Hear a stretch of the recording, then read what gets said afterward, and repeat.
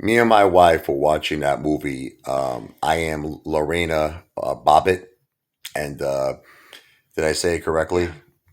Yeah. Um, we both have like our opinions on this. You probably know who she is, right? What I didn't know until I watched this movie was that she, basically was an immigrant and she didn't really speak very good English. I didn't know that. And when she was first presenting herself, in terms of, when this became public, she really couldn't speak very good English and she was kind of almost incriminating herself because she didn't know what she was saying. And long story short is that the husband was a real piece of work. He was a jerk off, complete, trash, garbage.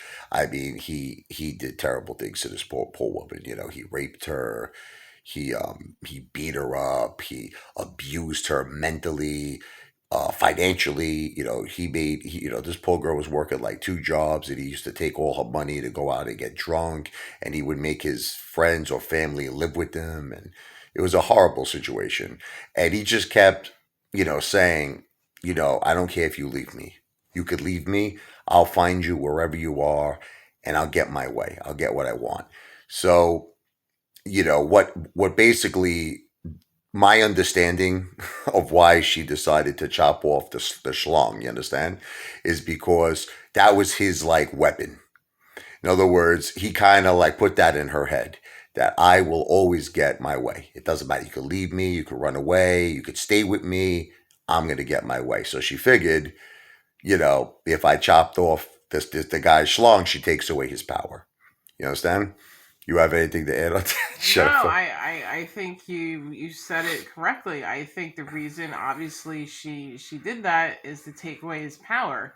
And what I don't Certainly don't did. ask me why. Anyway, if you want to watch this, it's on Netflix. It says this is Lorena Bobbitt or I am Lorena Bobbitt or something. It's new on Netflix.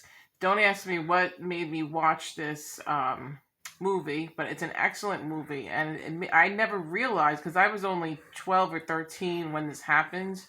I think it was in '93. And I didn't realize how abusive he was. I mean, I heard like little things here and there, but I mean, he was horrible to her. And for her to do what she did, because I mean, wow, I mean I mean, because usually, like, if you're angry and you're like, you hate someone, you want to get rid of them, you're just gonna like stab them, try to kill them. She chopped his thing off. So I mean, my God, I mean, holy cow. But that message, like you said, I think was to take his power away.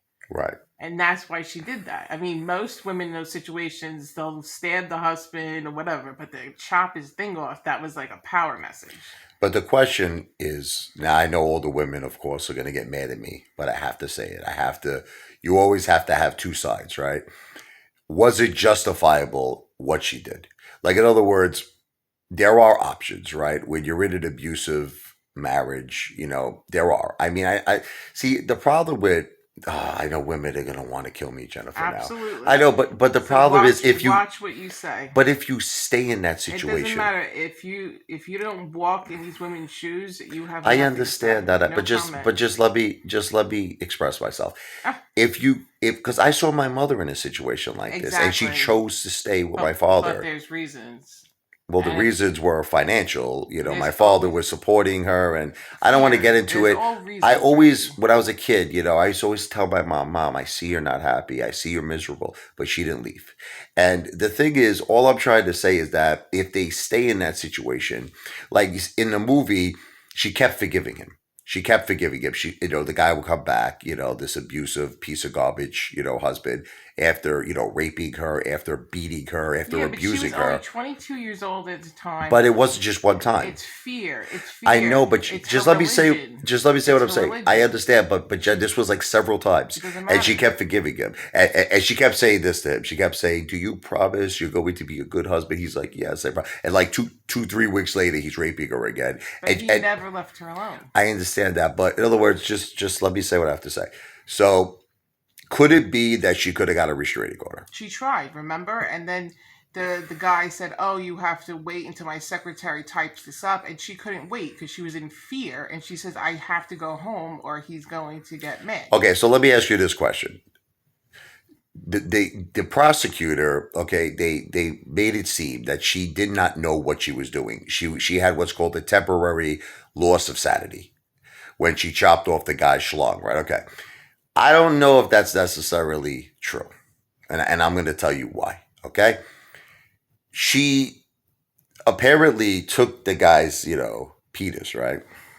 And threw it out she was in a car and she was driving and she threw it out the window in some, I don't know where she was, by a convenience store, and she threw it into like the grass on the sidewalk or something. Okay.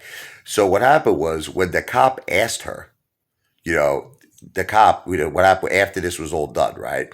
The husband was, a critical condition. He was, I guess, bleeding so much he was going to die, like his thing was chopped off.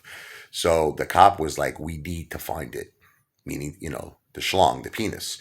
We need to see if we could sew it back on. Automatically, she knew where it was. She's like, oh, yeah. I was by that convenience store and I threw it. So the thing is, if you're insane, you don't remember anything. You black out. It's like that movie, Primal Fear, with Ed Norton and Richard Gere. Remember, Ed Norton he had the multi-personalities. He had the good side and the bad side. The bad side killed the priest. Remember, he chopped him up. All this, it was crazy, right?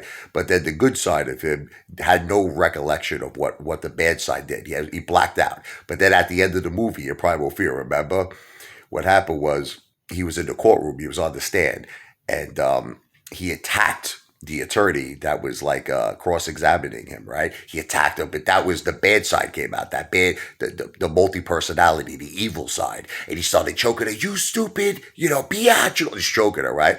So what happened was he wound up getting off on insanity, okay, Ed Norton. Then at the end of the movie, he's in the jail cell.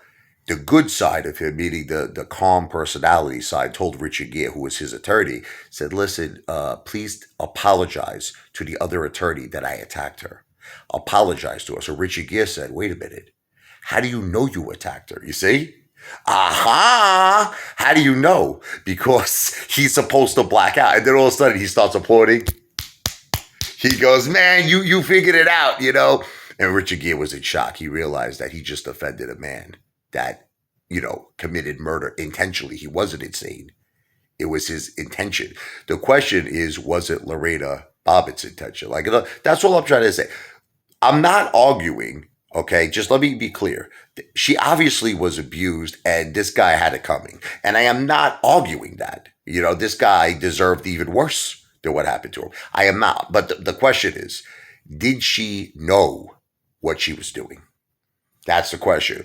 Because what her lawyers proved in court was that she had a moment of insanity because she was in such fear and she was so abused. She did not know. I don't know about that. I mean, she took a knife. But she said she wasn't insane. No, she got off. She got off on that. Because the lawyers said that's the only way you're going to get off. She said she wasn't insane. Don't you remember? But then she manipulated the law, Jennifer. Of course. and you're surprised by that? Everybody does it every day. The lawyer said the only way you're going to get off is if you plead insanity. I'm just trying to say that. You got to watch the movie again. No, I understand completely what happened, Jennifer. People abuse the law every day, Rich. I know, but then does it give a woman the right if a guy is a bad guy, or let's say whatever, he cheats on her, whatever the case may be? She might say, you know what, hey, let me pull a Lorena Bob and let me. My wife one day might get mad at me. She might come in here, hello, and I'm like, goodbye, to my dick. I mean, for a woman to go to that extent, it must have been a very, very bad situation. So you know what? Unless you walk in that woman's shoes, My heart goes out to her. I have nothing to say. I mean, it turned out good for the guy. He became a porn star. Oh yeah, he loved the music. He got all this publicity, made all this money, right? Give me a break. Apparently, they sewed it back on. Yeah, it worked. I guess it still worked amazingly, and he was able to. This guy used to watch porn all the time, so then he became a porn star. Whatever. Anyway, you tell me what you think about that.